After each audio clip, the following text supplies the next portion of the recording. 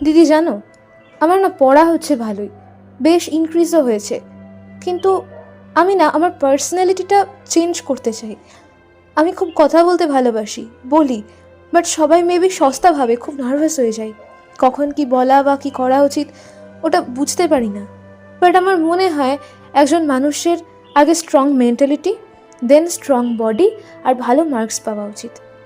দেখো না, এই ফোনকে বানানো হয়েছে মানুষের ইউজ করার জন্য, বাট ফোন আমাদেরকে কন্ট্রোল করে। আমি আমাকে একটা স্ট্রং গার্ল বানাতে চাই, বাট বিশ্বাস করো অনেকবার ট্রাই করেছি, বাট রেজাল্ট 0 এসেছে। এই যেমন ধরো আমাদের এক্সাম, বাট পড়ছি না এটা জেনেও যে এটার ভ্যালু কতটা। এগুলো তো সব মাইন্ড গেম, যেটাতে প্রুফ হয়েছে নিজেই নিজের শত্রু। বাট এটাকে কিভাবে ওভারকাম করব, এটা একটু প্লিজ ভিডিওতে বলো। মাইন্ডসেটটা নিয়ে বানিও।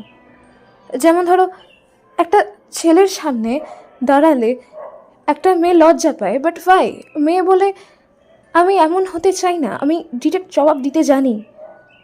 এই 2025-এ এসেও মেয়েদেরকে মিথ্যে বদনাম দেওয়া হচ্ছে, আর মেয়েরা সেটা সহ্য করছে। বাধা না দিয়ে মেয়ে মানুষ, লোক জানাজানি হবে, থাক 2 দিন পর ভুলে যাবে, এই সমস্ত কিছু। রিসেন্ট আমার সাথে একটা ঘটনা হয়েছে। আমার একটা ফ্রেন্ড 7 থেকে পড়ি, ছেলেটা পড়াশোনায় ভালো ছিল। ও 4 মাস আগে প্রপোজ করেছিল। আমি ভালো করেই না করি আর ব্লক করি, কিন্তু ও শুনছিল না, খুব ডিস্টার্ব করছিল।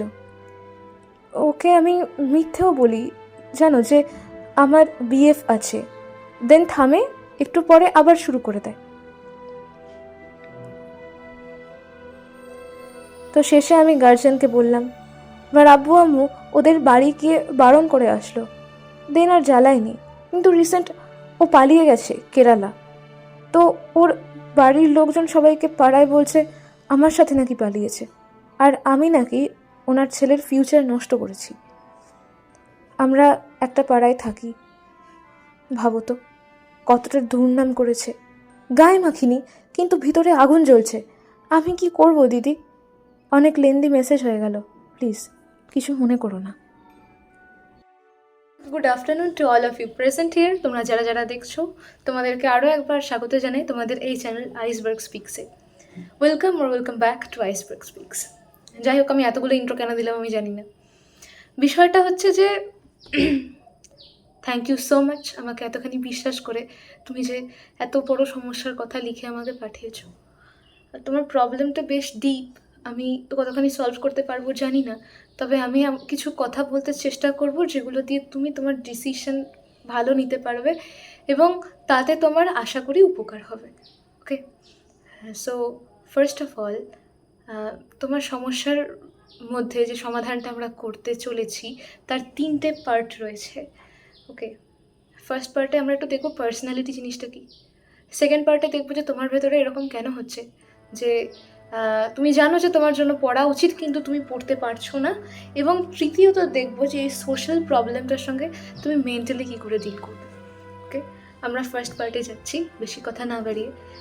একদম প্রথমে যদি বলি যে পার্সোনালিটি ঠিক করতে চাই, তাহলে প্রথমে তোমাদেরকে একটা কথা বলবো। প্রথমত, পার্সোনালিটি জিনিসটা প্রচণ্ড ইউনিক। যেমন আমাদের শারীরিক বৈশিষ্ট্য হয় না, যেটা আমাদের জিনের মাধ্যমে নির্ধারণ করা হয়, আমাদের পার্সোনালিটিও তাই। এর ওপর অনেক মত রয়েছে এবং অনেক রকম থিওরিজ রয়েছে, আমি সেসব কথায় যাচ্ছি না। আমি শুধুমাত্র এটাই বলতে চাইলাম যে আমাদের পার্সোনালিটি প্রত্যেকের ইউনিক পার্সোনালিটি। একটা কারেন্ট সিচুয়েশানে তুমি কীরকম বিহেভ করছো সেটা তোমার ক্ষেত্রেই একমাত্র ইউনিক। ধরে নাও তুমি আমার কাছে এলে এবং আমি তোমাকে একটা কোনো কাজ দিলাম, ওই সিচুয়েশানে সমস্ত কিছু বিচার করে তুমি যতখানি স্ট্রেসড হবে অন্য কেউ আর ততখানি স্ট্রেসড হবে না। তোমার ক্ষেত্রে ওইটাই তোমার ইউনিক ক্যারেক্টার। এই রকম আমরা কোনো সিচুয়েশানে কিভাবে বিহেভ করি এবং সেটা ট্রেডটা কতখানি ভালোভাবে রিপিট করে, ঠিক আছে, সেটা দিয়ে আমাদের পার্সোনালিটি দেখা হয়। যখন পার্সোনালিটি ইনভেন্ট হলো, এটা অরিজিন হচ্ছে একটা শব্দ পার্সোনা থেকে। এটা মোস্ট প্রবাবলি ল্যাটিন শব্দ, ল্যাটিন নয় গ্রিক, যে কোনো একটা আমাকে দেখে বলতে হবে, ঠিক আছে। তো এই শব্দটার মানে হচ্ছে মুখোশ। মানে আমরা মানে পার্সোনালিটি বলতে বোঝায় আমরা লাইক মুখোশ ধারণ করে রয়েছি। যেমন ধরে নাও, তোমার বাবার কাছে তুমি তোমার বাবার মেয়ে, তোমার বন্ধুর কাছে তুমি তার একজন বন্ধু, এবং তোমার দাদার কাছে তুমি তার বোন, তোমার ভাইয়ের কাছে তুমি তার দিদি। এবং তুমি লক্ষ্য করে দেখো, এই প্রত্যেকজন মানুষের সঙ্গে তুমি যখন কথা বলো বা বিহেভ করো, প্রত্যেকটার মধ্যে কিন্তু পার্থক্য রয়েছে। বাবার সঙ্গে কথা বলার সময় তুমি তাকে যতখানি সমীহ করে চলো, দাদার সঙ্গে কথা বলার সময় ততখানি নাও হতে পারে। আবার তোমার ভাই বা বোনকে তুমি যেভাবে গাইড করো, তোমার দাদা কিন্তু তোমাকে সেভাবে গাইড করেন, তুমি তাকে করো না। এই রকম জিনিসগুলো হয়। তো আমরা যেহেতু আমাদের লাইফে বিভিন্ন সময় বিভিন্ন রোল প্লে করি, সেই কারণে এটাকে বলা হয়েছে as if like a mask or মুখোশ। ঠিক আছে? তো আমি যখন প্রথমে এটা পড়েছিলাম, আমার মনে হয়েছিল যে তাহলে কি গোটা জীবনটা জুড়ে আমরা শুধুমাত্র অভিনয় করে যাই? তারপরে আরও জিনিস পড়লাম, সেলফ ইত্যাদির কনসেপ্ট এলো যে না, আমিও একটা আলাদা মানুষ, আমারও কিছু চাওয়া পাওয়া রয়েছে। তো পার্সোনালিটি হচ্ছে এই বিষয়টা। এখন তোমার প্রশ্ন যদি হয় পার্সোনালিটি কী করে ভালো করব, তাহলে আমি বলবো যে প্রত্যেকটা পার্সোনালিটি কিন্তু ইউনিক হয়, এবং আমাদের নিজেদের পার্সোনালিটি অনুযায়ী নিজেদের ওপর কাজ করা উচিত। ফর এক্সাম্পল, তুমি প্রশ্ন করেছো যে আমাদের সমাজে মেয়েদেরকে এখনও ছোট করে দেখা হয়। আমি ডিরেক্ট উত্তর দিতে জানি, তাহলে আমি কেন চুপ করে থাকবো? এত সমস্যায় কেন পড়তে হবে আমাকে? তোমার পার্সোনালিটি এটা যে তুমি চুপ করে থাকবে না, তুমি উত্তর দেবে তাকে মুখের ওপর। ঠিক আছে? একটা সিচুয়েশন দিচ্ছি, বোঝার চেষ্টা করো। যখন আমরা এটার সলিউশন করব, তখন আমাকে শুধুমাত্র তোমার দিক থেকে ভাবলে হবে না, উল্টো দিকে যে রয়েছে, মানে যার সামনে গিয়ে তুমি কথা বলতে পারছো না, তার দিকটা আমাকে ভাবতে হবে। একবার নিজেকে সেই মানুষটার জায়গায় প্লেস করে দেখো, যে তুমি কোনো ভুল করেছো বা তোমার কোনো কথা উল্টো দিকের মানুষটার খারাপ লেগেছে। সে তোমাকে ঘুরিয়ে বললো যে তুমি এটা কেন বললে, তুমি তো এটা ভালো বলোনি। তোমার কি খুব ভালো লাগবে জিনিসটা, বা তোমার কি মেনে নিতে ইচ্ছে করবে? তুমি তো সবসময় এটাই ডিফেন্ড করার চেষ্টা করবে যে না, আমি যা করেছি আমি ঠিক করেছি। উল্টো দিকের মানুষটাকে যখন আমরা স্ট্রেট ফরওয়ার্ড রিপ্লাই করি, তার ভেতরে এই জিনিসটা চলে। আমরা না কখনোই মানতে রাজি নই বা মানাতে রাজি নই, এটা আমাদের সবচেয়ে বড় একটা সমস্যা। এবার উত্তর আসে, তোমার ভেতরে তো এবিলিটি আছে উত্তর দেওয়ার, তাহলে আমি কেন দেব না? অনেকগুলো কারণ রয়েছে। যত বড় বড় ইউটিউব চ্যানেল আছে, যদি ঘাঁটো দেখবে কিছু সায়েন্টিফিক রিজন আছে, এবং কিছু মেন্টালিও তোমাকে হেল্প করবে। আমি বলছি, আমার কলেজে সেকেন্ড সেমিস্টার একটা সাবজেক্ট ছিল, সেটা হচ্ছে ইকোনমিক্স অফ থেরাপি। তো আমাদের সেই সাবজেক্টটাতে কিছু ছোটোখাটো ম্যাথস করতে হতো। স্যার অঙ্ক দিতেন, আমি করতাম, করে বসে থাকতাম। আমি জানি স্যার হয় জিজ্ঞেস করবেন যে কী উত্তর এসছে বলো, না হলে সে খাতা দেখবেন। ঠিক আছে, আমি কিছু বলতাম না। কিছু পার্টিকুলার স্টুডেন্টস সব ক্লাসেই থাকে, এবং তারা খুবই লাফালাফি করতো যে স্যার আমার উত্তর বেরিয়ে গেছে, সবার আগে করে দিয়েছি দেখুন। এদিকে ওর আগে আমি করে বসে আছি চুপচাপ। ও জানে না আমার হয়ে গেছে, বাট আমার তো হয়ে গেছে। এখন এটা নিয়ে আমি যদি ওকে বলতে যাই যে দেখ তোর আগে আমি করেছি, তুই কেন বললি যে তোর আগে হয়েছে, এটা তো ঠিক নয় না। সব সময় জানবে যে যেটা ভেবে খুশি থাকছে, তাকে সেটা ভেবে খুশি থাকতে দাও। অ্যাটলিস্ট তোমার কারণে কেউ তো ভালো থাকছে। তোমাকে দুটো বাজে কথা বলেই না খারাপ, ভালো থাকলেও মানুষের ভালো থাকা দায় আজকাল। ঠিক আছে? সব ভিডিওতেই যেটা বলি, আমার স্যার বলেন যে আমাদের ব্লকে যেখানে, বাইরে নয়, তুমি যদি চাও যে তুমি হার মানবে না, তার মানে তুমি মানবে না, সেটা মেন্টালি মানবে না। আজ এরকম হচ্ছে, মানুষের সময় পাল্টায়, কাল এরকম হবে না। কারণ প্রত্যেকটা ক্রিয়ারই সমান ও বিপরীত প্রতিক্রিয়া, যা তোমরাই তো পড়ো ফিজিক্সে, এবং এটা সব কিছুর ক্ষেত্রে কাজে লাগে। সে আমি তোমাকে দুটো খারাপ কথা বললাম এবং উল্টে তুমি আমাকে রিপ্লাই করলে কি করলে না, সেটার ক্ষেত্রেও কাজে লাগে। এবার একটুখানি লজিক্যাল জায়গায় আসি। সেটা হচ্ছে যে কি হয় যদি না আমি তোমাকে ঘুরিয়ে উত্তর দিই। তুমি আমাকে দুটো বাজে কথা বললে, আমি তোমাকে উল্টে দুটো বাজে কথা বললাম, তো ক্রিয়ার প্রতিক্রিয়া ওখানেই হয়ে গেল। কিন্তু তুমি যখন উত্তর দিলে না, আমি তোমাকে দুটো খারাপ কথা বললাম এবং তুমি উল্টে আমাকে উত্তর দিলে না, তখন কিন্তু প্রতিক্রিয়াটা বাকি থাকলো। তোমার না দেওয়া উত্তরটা কে দেবে জানো? নেচার দেবে, এই প্রকৃতি দেবে। এবং যেভাবে দেবে সেটা তোমার দেওয়া উত্তরের থেকেও অনেক গুণ বেশি হবে। তাহলে এবার নিজেই ভেবে বলো যে আমার সামনে একটা ছেলে দাঁড়িয়ে থাক, তাকে সে যদি আমাকে দুটো খারাপ কথা বলে, আমি যদি উল্টে রিপ্লাই করি সেটা ভালো, নাকি এরকম ফালতু জায়গায় নিজের এনার্জি, সময় ইত্যাদি ব্যয় না করে নিজের কাজে মন দিই সেটা ভালো? এটা হচ্ছে সাইলেন্ট সাকসেস। ঠিক আছে, তোমাকে নিয়ে কথা চলবে, তোমাকে নিয়ে এতগুলো বাজে কথা হবে, আর আমি খুব এটাতে বিশ্বাস করি। আমাকে যারা খারাপ কথা বলে আমি কোনোদিন তাদেরকে ব্লক করি না, আমি একদম দেখাই আমার সাকসেস। দেখো তোমরা তোমরা আমাকে শিখিয়ে গেছো, তোমরা আমার কাছে ঈশ্বরের মতো গুরুত্বপূর্ণ, কারণ তোমরা না থাকলে এই লাইফ লেসনটা আমি পেতাম না। Thank you so much for being a part of my life. Okay, আচ্ছা, এবার আসছি খুব সেন্সিটিভ টপিকে, যেটা তুমি শেষের কথাটা লিখেছো। সেটা হচ্ছে যে উল্টোপাল্টা বদনাম রটাচ্ছে, আমার ভেতরে আগুন জ্বলে যাচ্ছে, আমি কি করব? দেখো, এনার্জি কখনো ডিস্ট্রয় হয় না, এনার্জি কিন্তু পরিবর্তন হয়, এনার্জির রূপ পরিবর্তন হয়, তাই না? তোমরাই তো পড়েছো, ওইটা আমি অনেকদিন আগে বিজ্ঞান পড়েছি, কমেন্টে জানিও ঠিক বলছি না ভুলভাল বলছি। যাই হোক, জোকস অ্যাপার্ট, এনার্জি কিন্তু ট্রান্সফর্ম হয়, এনার্জি কখনো ডিস্ট্রয় হয় না। তো তোমার ভেতরে যে আগুনটা জ্বলছে সেটাকে তুমি ট্রান্সফর্ম করতে পারো। আজকে তোমার ভেতরে আগুন জ্বলছে, এটা মনে হচ্ছে আমি যদি ওকে বলতে পারতাম যে ও কেন বলছে এরকম করে, তাহলে খুব ভালো হতো। না, এরকম করো না। তোমার এনার্জি ট্রান্সফর্ম হবে তোমার কাজে। এইটা থেকেই তোমার একটা প্রশ্নের উত্তর আসবে, যে তুমি বলছিলে না যে আমি জানি আমার সামনে পরীক্ষা, আমি তাও পড়তে পারছি না। এটা তো নিজের পক্ষে নিজের শত্রুতা, এটা তো ঠিক নয়। কিন্তু তুমি ভাবো যে অলরেডি তোমার কাছে এরকম জিনিস রয়েছে যেটাকে কাজে লাগিয়ে তুমি পড়াশোনা ভালো করতে পারো। সেটা আর কিছুই না, তোমার ভেতরের এই আগুনটা, যেটা তোমার জেদ হচ্ছে যে আমি বলে দিই ওকে ও খারাপ করেছে।